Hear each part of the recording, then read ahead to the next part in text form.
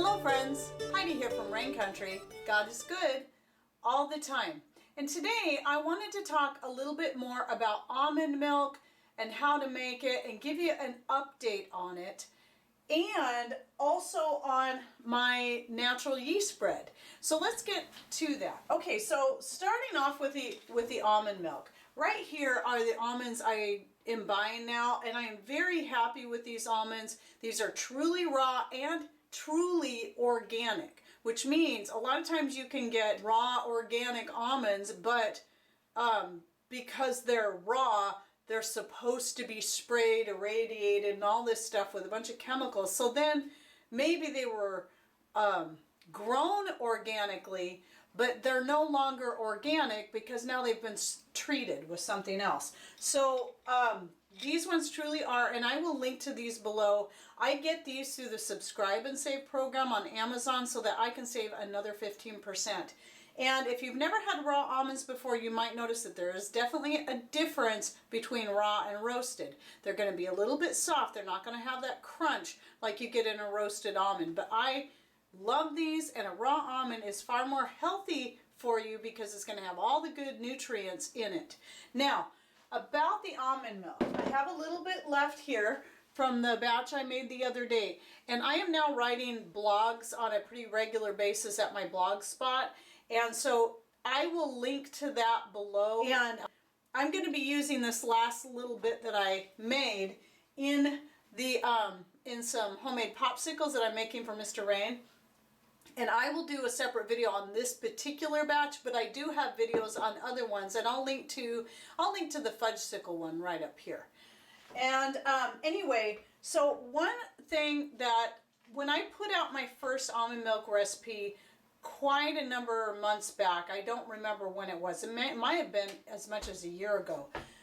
I was making almond milk, and I was soaking the almonds as I should, but at the time I didn't understand about the phytic acid on almonds and certain other nuts, and why you need to soak them and then rinse them afterwards. So I wasn't rinsing, and the reason I wasn't doing that was because I was thinking by draining and rinsing out the liquid after I've soaked it, that I would be losing a lot of good nutrient value.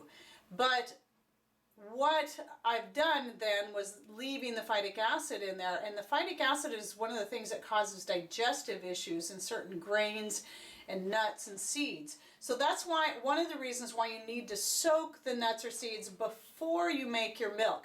Now with the hemp hearts, there's really not a need as far as I know, because you're not having to worry about that outer phytic acid, because it's actually the hemp heart. And but I could be wrong, so I should probably do a little more double checking on that. But if I don't have to drain and rinse something, I'd rather not, because I'm concerned about losing the nutrients in it. When you make your almond milk, you do need to soak it. It helps soften it and make it better for turning into milk. But then you really should drain it out, rinse it, and then add enough. Say you're starting with 1 cup of nuts or seeds, then after it's drained, you put it in your blender, and you want to add enough water to equal up to 4 cups. You can put in less if you would like, so that you have a more rich milk.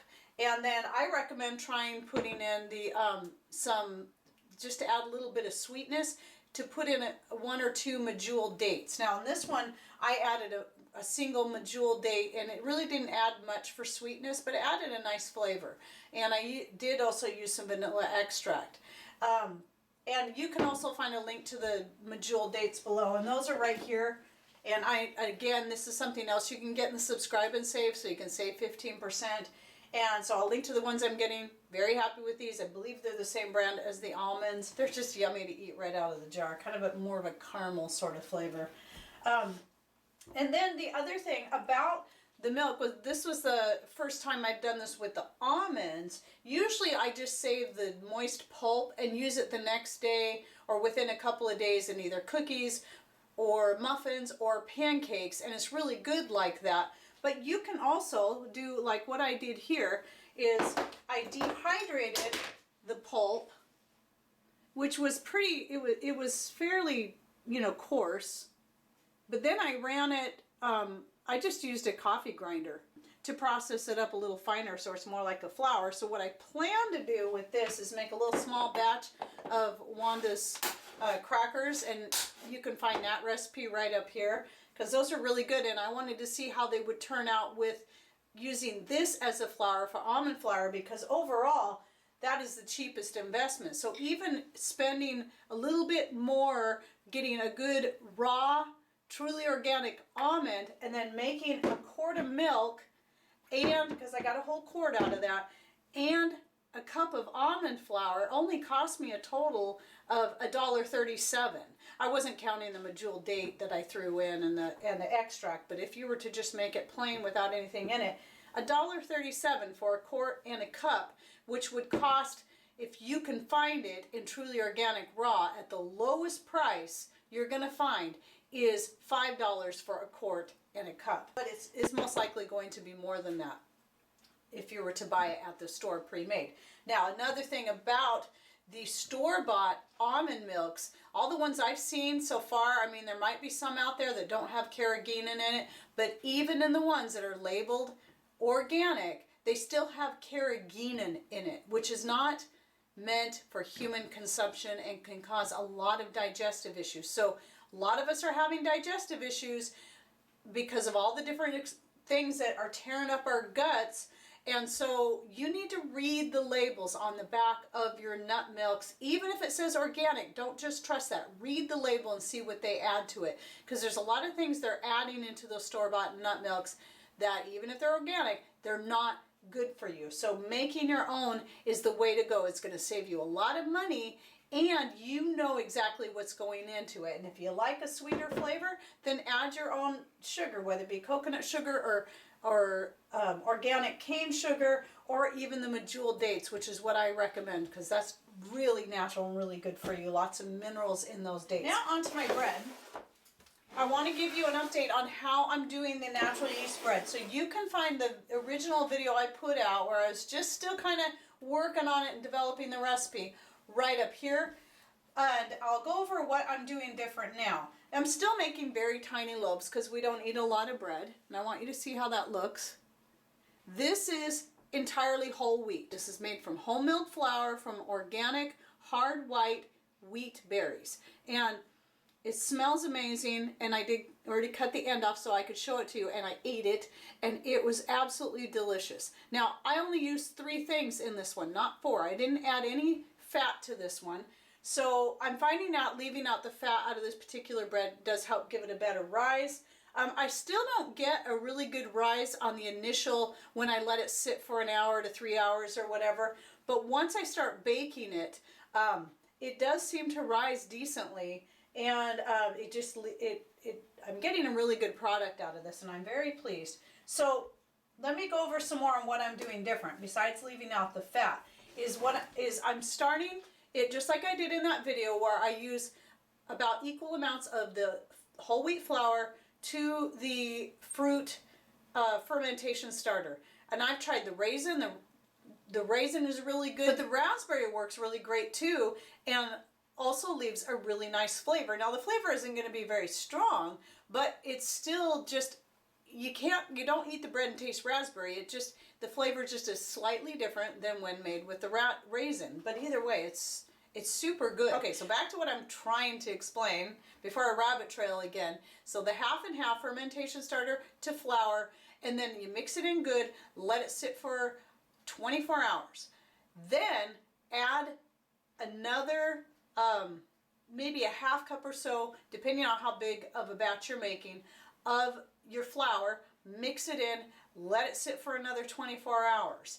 Then you can do that maybe one more time, but I found at least doing that for 2 days like that, I'm going to get better results than just doing the 1 day.